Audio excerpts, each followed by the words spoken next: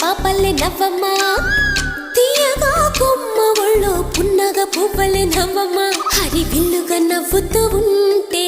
ఎండలో వెన్నెల కాయదా చిరు చల్లుగా నవ్వుతూ ఉంటే కొండైన భాగల్లే పొంగదా నూను మెత్తగా నవ్వుతూ ఉంటే ముల్లైన పువ్వల్ని తాకదా తొలి పొద్దుగా నవ్వుతూ ఉంటే